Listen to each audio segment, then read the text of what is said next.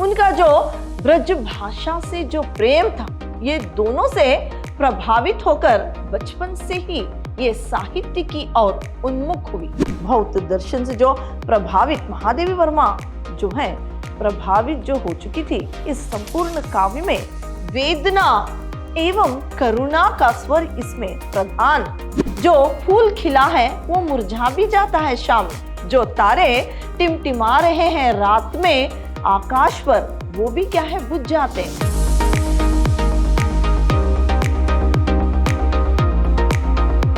प्रणाम, मैं Rihanna yes, अति उत्तम विद्याश्रम की हिंदी प्रवक्ता। मेरे द्वितीय पीयूसी के जितने भी विद्यार्थी हैं, आप सबका मेरी कक्षा में स्वागत। मेरे प्रिय विद्यार्थियों, आज मैं आपको जो आधुनिक कविता आपके लिए है अधिकार, इस कविता के बारे में जानकारी दूंगी। पहले हम इस कविता की जो कवयित्री है महादेवी वर्मा जी, इनके बारे में संक्षिप्त में जानेंगे। महादेवी वर्मा जो बहुमुखी प्रतिभा संपन्न और प्रमुख छायावादी कवयित्री है। इनका जो जन्म है 1907 ईस्वी में फारुखाबाद उत्तर प्रदेश में हुआ। इनकी प्रारंभिक शिक्षा इंदौर में तथा उच्च शिक्षा प्रयाग में हुई। इनको घर पर ही संगीत और चित्रकला की जो शिक्षा है वो दी गई थी। इनके माँ का जो आदर्श जीवन था और इनके जो नाना है उनका जो ब्रज भाषा से जो प्रेम था, ये दोनों से प्रभावित होकर बचपन से ही ये साहित्य की ओर उन्मुख हुई। इन्होंने प्रयाग विश्वविद्यालय से एमए जो है वो संस्कृत में किया। इसके उपरांत ये विद्यापीठ प्रयाग में प्राचार्य के पद पर जो है नियुक्त हुई। इनको यामा पर इनको भारतीय ज्ञानपीठ पुरस्कार से सम्मानित किया गया और इनकी साहित्यिक साधनाओं के लिए इनको भारत सरकार ने पद्म भूषण की उपाधि से भी अलंकृत किया। इनकी जो मृत्यु है वो 11 सितंबर 1987 में इनकी मृत्यु हुई। इनकी प्रमुख रचनाएं इस प्रकार है: निहार, दीपशिखा, नीरजा, संध्या गीत, अतीत के चलचित्र, स्मृति की रेखाएं, पथ के साथी आदि, ये सब इनकी रचनाएं। प्रस्तुत जो आपके लिए आधुनिक कविता जो अधिकार है, इसको निहार से ली गई है। जो काव्य ग्रंथ निहार है, इससे ली गई है। भौत दर्शन के दुखवाद से प्रभावित महादेवी वर्मा के संपूर्ण काव्य में वेदना एवं करुणा का स्वर प्रधान। ये भौत दर्शन से जो प्रभावित महादेवी वर्मा जो है प्रभावित जो हो चुकी थी, इस संपूर्ण काव्य में वेदना एवं करुणा का स्वर इसमें प्रधान।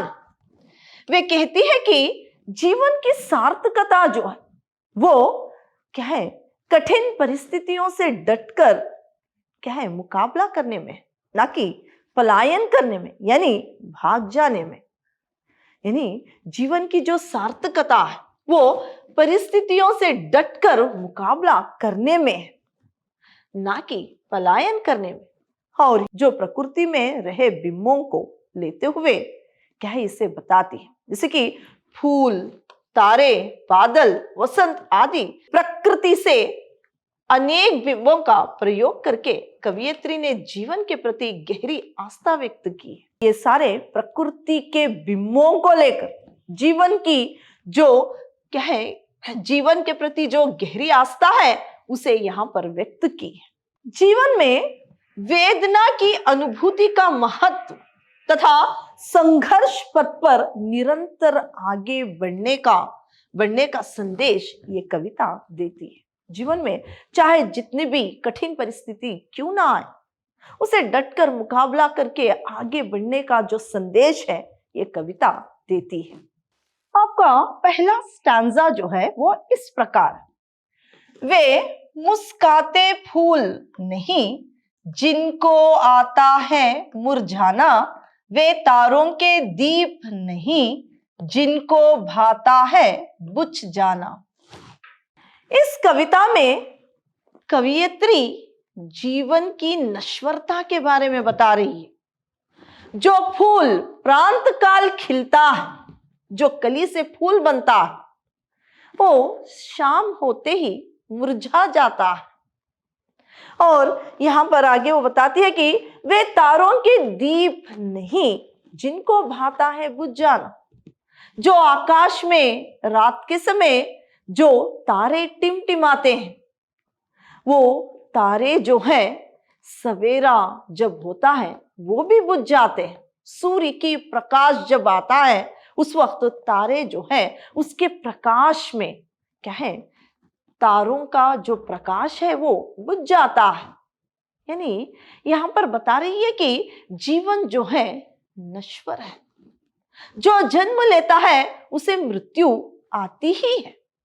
यहां पर फूल और जो है तारों का उदाहरण देते हुए ये बता रही है कि यहां पर जन्म लेता है, जो कि भूलोक में जो जन्म लेता है उसे मृत्यु आनी ही है। जैसे कि जो फूल खिला है वो मुरझा भी जाता है शाम में, जो तारे टिमटिमा रहे हैं रात में आकाश पर वो भी क्या है बुझ जाते हैं। तो यहां पर जीवन की नश्वरता के बारे में कवियत्री कह रही है। दूसरा स्टैंजा इस प्रकार है, वे नीलम से मेघ नहीं, जिनको है घुल जाने की चाह, वह अनंत ऋतुराज नहीं, जिसने देखी जाने की राह। यहां पर देखिए अनंत, अनंत यानी हमेशा रहने वाला, और ऋतुराज, ऋतुराज का यहां पर मतलब है वसंत काल। यहां पर कवियत्री कह रही है कि जो काले नीले बादल जो है, क्लाउड्स जो है, वो पानी से भरे होते हैं, वो भी क्या है गरजकर बरसात की शक्ल में बरस जाते हैं। जो बादल बरसते नहीं वो क्या है, वो सार्थक नहीं होते, वो भी क्या है बरसात बनकर बरस जाते हैं, वो भी मिट जाते हैं। फिर आगे वो बता रही है कि वह अनंत ऋतुराज नहीं, जिसने देखी जाने की राह। यहां पर ऋतु यानी सीजन, जो ऋतुओं का राजा है वो वसंत ऋतु है। तो यहां पर बता रही है कि हाँ, जो गर्मी का मौसम है, जो गर्मी और क्या है बारिश और सर्दी का मौसम, ये तीन मौसम बदलते ही रहते हैं। 4 महीने गर्मी का मौसम, 4 महीने क्या है यहाँ पर जो है बारिश का मौसम आता है, फिर 4 महीने सर्दी का यानी वसंत का जो मौसम आता है। यहाँ पर जब क्या है जो गर्मी का मौसम है उस वक्त चारों तरफ क्या है सूर्य के तेज धूप के कारण चारों तरफ क्या है सूखा ही सूखा हो जाता है। इसका मतलब है कि धूप से जो है पत्ते तक सूख जाते हैं और प्रकृति का वातावरण कुछ और ही बदल जाता है, यानी चारों तरफ सूखा ही सूखा। फिर जो है बरसात का मौसम आता है। फिर बरसात का मौसम भी जो है जब आता है तो बरसात का पानी जो है भूमि लेने लगती है। फिर बरसात के मौसम के बाद वसंत ऋतु यानी ऋतुओं का जो राजा है वसंत ऋतु आता है और चारों तरफ हरियाली ही हरियाली और प्रकृति का जो चित्रण है, जो पर्यावरण का दृश्य है बहुत मनोहर हो जाता है, बहुत ही आकर्षणीय हो जाता है। चारों तरफ जो है हरियाली ही हरियाली रहती है, झरने बहने लगते हैं, नदी जो है बहती रहती है, झरने गिरने लगते हैं। बहुत ही आकर्षण जो है ये प्रकृति का दृश्य लगने लगता है। ये भी क्या है सदा के लिए नहीं रहता। फिर जो है वसंत जो है वो चला जाता है, वो भी बदल जाता है। वसंत ऋतु जो है वो भी बदल जाता है। फिर जो है फिर गर्मी का जो मौसम है फिर आ जाता है। तो जीवन भी क्या है सुख और दुख से दोनों से भरा रहता है। यहाँ पर जीवन से वो जोड़ती है, क्योंकि यहाँ पर दुख का जो वेदना का स्वागत जो है महादेवी वर्मा कर रही है। हमेशा कुछ भी शाश्वत नहीं रहता। हर एक जीवन में चाहे कोई भी परिस्थिति क्यों ना आए, वो भी क्या है, वो बदलती रहती है। दुख और सुख जो है जीवन में आते ही रहते हैं। ऐसे यहाँ पर जो प्रकृति के बिंब है, यानी जो नीलम के मेघ जो हैं, यानी जो क्लाउड्स जो हैं, बादल जो हैं, उसका उदाहरण देते हुए, ऋतुओं का उदाहरण देते हुए कवियत्री यहाँ पर कहती है।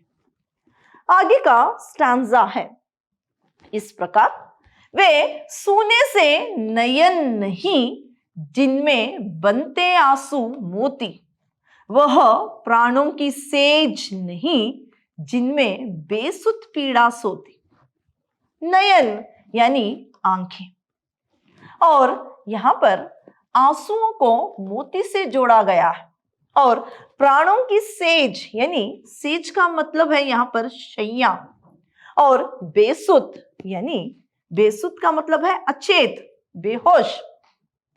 यहाँ पर कवियत्री का अभिप्राय है, कह रही है कि जो सुंदर आंखें हैं, यानी इतनी सुंदर आंखें जो है, इसमें भी जो क्या है, आंसू है जो है वो निहित रहते हैं, नहीं, आंखों में आंसू रहते हैं जो कि दिखाई नहीं देते। जब दुख दर्द जब आता है जीवन में, तभी आंसू जो है झलक पड़ते हैं, आंसू निकल पड़ते हैं, तभी आंखों की सार्थकता है। फिर वो आगे कहती है कि क्या है, यहाँ पर वो प्राणों की सेज नहीं, जो प्राण है, जो प्राणों की सेज शैया है, उसके अंतर भी जो है पीड़ा निहित है, जो बेसुध, यानी उसके अंदर जो बेसुध पीड़ा जो है प्राणों में पड़ी रहती। हमारे शरीर में दुख जो है, वेदना जो है, वो निहित है, अंदर ही रहता है। जब इंसान में दुख और दर्द, अवसाद जब ज्यादा हो जाता है, उसका जब सहन शक्ति बांध टूट जाता है, उस वक्त उसकी आंखों में जो है, मनुष्य के हो या कोई भी व्यक्ति क्यों ना, उस बांध टूटने के बाद उसकी आंखों में आंसू जो है निकलते हैं। जब क्या है, दुख दर्द सहने की शक्ति जब जो है बांध, जब शक्ति जब बांध जो टूट जाता है, उस वक्त आंखों में आंसू झलक पड़ते हैं। तभी क्या है, आंखों की सार्थकता है। पीड़ा जो है, दर्द जो है इंसान के शरीर में निहित है, बेसुध पड़ी रहती है। जब इंसान के जीवन में कष्ट, दुख, दर्द जब आती है, तो ये पीड़ा जो है वो क्या है, आंखों के जरिए झलक पड़ती है। तो वो पीड़ा जो है, वो दुख जो है इंसान में निहित है, यानी उसके अंदर ही है। तो यहाँ पर कवियत्री कह रही है कि जब इंसान में दुख और दर्द जो अवसाद उसमें आ जाता है, उस वक्त वो दुख को यानी झेलता हुआ, दुख को जब वो क्या है, दुख और वेदना को जब झेलता है, तभी उसमें सहन शक्ति जो है आती है। जब दुख का अनुभव होता है, तभी क्या है, उसके जीवन में बहुत सारे जो ज्ञान है आते हैं, तभी उसमें क्या है, दुखों से मुकाबला करने की एक शक्ति उसके अंदर आती है। वो दुखों का अनुभव करने के बाद ही उसमें जो है जीवन में संघर्ष करके आगे बढ़ने का जो एक सीख है, उसे मिलता है। आगे का स्टैंजा इस प्रकार है, ऐसा तेरा लोक वेदना नहीं, नहीं जिसमें अवसाद, जलना जाना नहीं, नहीं जिसने जाना मिटने का स्वाद। यहाँ पर कवियत्री कह रही है, ऐसा तेरा लोक वेदना। यहाँ पर कवियत्री भगवान के लोक के बारे में बता रही है, परलोक के बारे में, जहां पर भगवान का लोक है, परलोक, उसके बारे में बता रही है। ए भगवान, तेरे लोक में क्या है, वेदना नहीं है, यानी दुख नहीं है, ना ही अवसाद, ना ही दर्द है, ना ही दुख है, कुछ भी नहीं है तेरे लोक में, कुछ भी नहीं है। और जो मरने की जो पीड़ा होती है, जहां पर मृत्यु, यहाँ पर भूलोक में जो मृत्यु है वो परलोक में यानी भगवान के लोक में मृत्यु भी नहीं है। मृत्यु के बाद जो जलाया जाता है वो जलन भी नहीं है। ऐसा तेरा लोक है। तो यहाँ पर महादेवी वर्मा कह रही है कि यहाँ पर क्या है, भूलोक में मृत्यु है, दुख है, दर्द है, लेकिन तेरे लोक में ये सब कुछ नहीं है। ऐसा तेरा लोक है। जिसने जाना मिटने का स्वाद, यहाँ पर बता रही है कि यहाँ पर जो है दुख, मृत्यु का स्वाद भी क्या है, यहाँ पर है भूलोक में।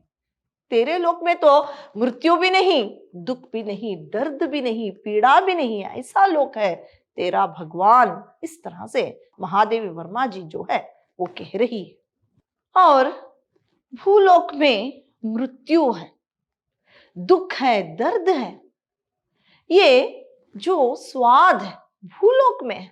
तेरे परलोक में तो ना ही मृत्यु है, ना ही जलन है। मरने के बाद जो जलाया जाता है वो जलन तक तेरे लोक में नहीं है भगवान। ऐसा लोक तेरा है भगवान। इस तरह से यहाँ पर महादेवी वर्मा कह रही है। आगे का स्टैंजा इस प्रकार है। क्या अमरों का लोक मिलेगा तेरी करुणा का उपहार, रहने दो हे देव, अरे यह मेरे मिटने का अधिकार। यहाँ पर कवियत्री कह रही कि अमरों का लोक यानी अमरों का लोक जो है इसका अर्थ है स्वर्ग। जो भगवान तेरी करुणा से मुझे अमरों का लोक यानी स्वर्ग भी मिल जाएगा। ये तेरी करुणा है, तेरी दया है कि तू क्या है अमरों का लोक देगा। यहाँ पर तेरी करुणा का उपहार है, ये तेरी करुणा से दिया हुआ एक गिफ्ट, एक क्या है तेरी करुणा से मिलने वाला एक गिफ्ट जो है स्वर्ग। रहने दो हे देव, यहाँ पर महादेवी वर्मा कह रही कि ये जो अमरों का लोक है उसे भी वो ठुकरा रही है, वो इनकार कर रहे हैं कि मुझे क्या है अमरों का लोक यानी हमेशा जो स्वर्ग जो मिलता है वो मुझे नहीं चाहिए, क्योंकि तेरे लोक में तो वेदना नहीं है, दुख नहीं है, दर्द नहीं है, मृत्यु नहीं है, लेकिन भूलोक में जो है मृत्यु है। ये जो क्या है यहाँ के इंसानों के लिए एक गिफ्ट है। मृत्यु जो है एक गिफ्ट है, एक उपहार है जो कि भूलोक में है। मिटने का जो अधिकार है नहीं, मृत्यु का जो अधिकार है वो भूलोक में है।